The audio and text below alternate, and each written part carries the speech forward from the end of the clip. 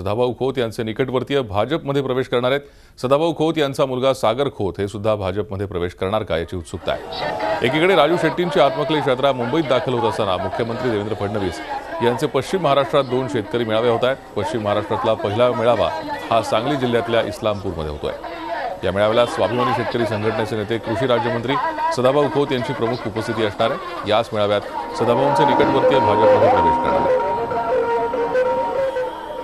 तसंच रयत विकास आघाडीचे नेते आणि इस्लामपूरचे नगराध्यक्ष निशिकांत पाटील आणि राष्ट्रवादी काँग्रेसचे जिल्हाध्यक्ष विलासराव शिंदे यांचे पुत्र वैभव शिंदे हे सुद्धा भाजपत जाणार आहेत। सदाभाऊ खोत यांचा मुलगा सागर खोत हे भाजपमध्ये प्रवेश करणार का हे कार्यक्रमावेळीच कळणार आहे। राज्यमंत्री सदाभाऊ खोत यांचे खासदार राजू शेट्टी यांच्याबरोबरचे मतभेद मिटले नसल्यानं सदाभाऊ खोत यांनी आपल्या कार्यकर्त्यांचं राजकीय पुनर्वसन करण्याचं ठरवलंय। त्याचाच भाग म्हणून सदाभाऊ खोत यांचे कार्यकर्ते भाजपत प्रवेश करणार असल्याची माहिती मिळते।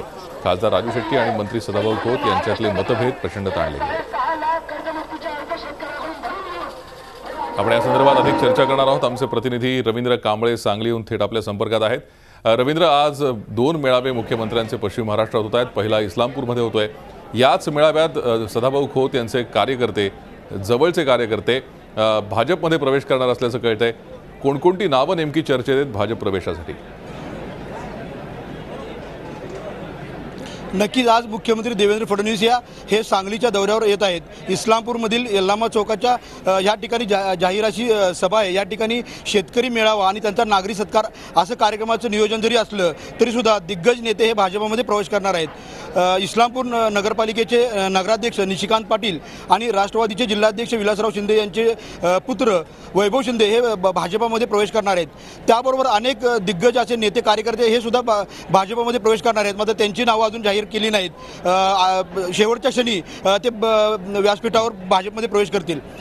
एकंदरीतच या ठिकाणी राजकीय अशी पटकेबाजी, टोलीबाजी सुद्धा बघायला मिळेल आपल्याला, कारण पश्चिम महाराष्ट्रातलं हे महत्त्वाचं असं ठिकाण आहे। आणि सर्वात महत्त्वाची गोष्ट म्हणजे स्वाभिमानी शेतकरी संघटनेचं हे प्रमुख असं केंद्र हा वाळवा तालुका आहे किंवा पर्यायाने इस्लामपूर आहे। कोणतंही शेतकरी संघटनेचं आंदोलन असलं किंवा कोणताही महत्त्वाचा निर्णय असला या ठिकाणून होतो। आणि संपूर्ण या पार्श्वभूमीवर आता सदाभाऊ यांचे कार्यकर्ते सुद्धा मोठ्या संख्येनं भाजपमध्ये प्रवेश करणार आहेत। सध्या तरी 2 दिग्गज नेत्यांची नावं समोर जाहीर झालेली आहेत की ते प्रवेश करणार आहेत। मात्र आणखीन किती जण प्रवेश करतात हे कार्यक्रमाच्या वेळीच आपल्याला बघायला मिळेल। आपल्यासोबत बोलण्यासाठी आता इस्लामपूरचे नगराध्यक्ष निशिकांत पाटील साहेब आहेत। आपण त्यांच्याशी बातचीत करू। नेमकं भाजपचे प्रवेश करण्याचा आपण निर्णय घेतलेला आहे, नेमकी यामागची भूमिका काय आपली? विकास आघाडीच्या मार्फत नगरपालिकेचं निवडणूक झाल्यानंतर 180 दिवसामध्ये माननीय मुख्यमंत्र्यांनी या शहराला 84 कोटी रुपये विकास निधी या ठिकाणी दिलेला आहे।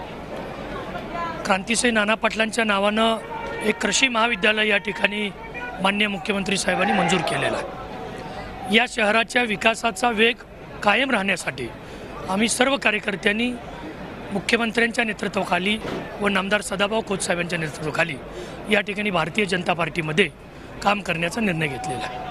आपल्यासोबत बोलण्यासाठी सागर खोत पण आहेत, कारण सागर खोतच्या पण भाजप प्रवेशाची चर्चा आहे।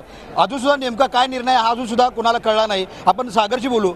तुझ्या भाजप प्रवेशाबद्दलची अनेक दिवसापासून चर्चा आहे, नेमकी काय परिस्थिती आहे? भाजपमध्ये प्रवेश करणार आहेस का? नाही, सध्या तरी मी भाजपमध्ये प्रवेश करणार नाही आहे। मी गेली 3 ते 4 वर्ष स्वाभिमानी शेतकरी संघटनेच्या माध्यमातून भाऊंच्या नेतृत्वाखाली मी स्वाभिमानी शेतकरी संघटनेचंच काम करतो आणि इथून पुढे सुद्धा मी स्वाभिमानी शेतकरी संघटनेचंच काम करून दीनदलित गरीब शेतकरी वर्गांसाठी आम्ही संघटनेच्या माध्यमातून लढा उभा करणार आहे। पण महाराष्ट्राचे मुख्यमंत्री आदरणीय देवेंद्र फडणवीस साहेब यांच्या नेतृत्वाखाली त्यांनी शेतकऱ्यांच्याबद्दल खूप चांगले निर्णय गेल्या ह्या 2 वर्षामध्ये घेतले। त्याच्यामुळे आम्ही स्वाभिमानी शेतकरी संघटनेच्या माध्यमातून सदाभाऊंच्या माध्यमातून पूर्णपणे महाराष्ट्राचे मुख्यमंत्री आदरणीय देवेंद्र फडणवीस यांच्या पाठीशी खंबीरपणे उभे आहोत। मध्यंतरी तुझी बागरीन जिल्हा परिषद निवडणूक झाली होती, त्यावेळी खासदार राजू शेट्टी असतील किंवा अन्य हे प्रचारात आले नव्हते, त्याबद्दल उघड नाराजीसुद्धा तू व्यक्त केला होतास। या पार्श्वभूमीवर प्रवेशाच्या या चर्चा सुरू होत्या, नेमकं काय तुझी नाराजी होती? नाही, खऱ्या अर्थानं बघितलं तर मी गेली 3 ते 4 वर्ष शेतकरी संघटनेमध्ये काम करत असताना ज्यावेळी मी बागणी जिल्हा परिषद गट हा रयत विकास आघाडीच्या माध्यमातून लढवलं, त्यावेळी मला काही लोकांनी घराणेशाहीच्या उपमा दिल्या। पण खऱ्या अर्थानं बघितलं तर गेली 3 ते 4 वर्ष मी एक संघटनेचा प्रामाणिक कार्यकर्ता म्हणून झटत आहे आणि त्या ठिकाणी कुठल्याही संघटनेच्या कार्यकर्त्याला वगळून मी उभा राहिलो नाही। पण मी माझं काम असून सुद्धा मला घराणेशाहीचा एक डाग लावला गेला, पण तरी मी त्याच्यावरती थोडा नाराज आहे। पण असं काही नाही की मी त्याचा भाग म्हणून आज भाजपमध्ये जात आहे, असं काही नाही आहे। येथे सागर खोत आणि इस्लामपूरचे नगराध्यक्ष निशिकांत पाटील.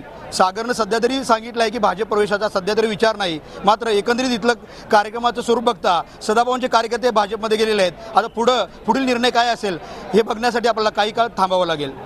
नक्कीच धन्यवाद रवींद्र या सविस्तर माहितीसाठी. झी 24 तास रहा एक पाऊल पुढे.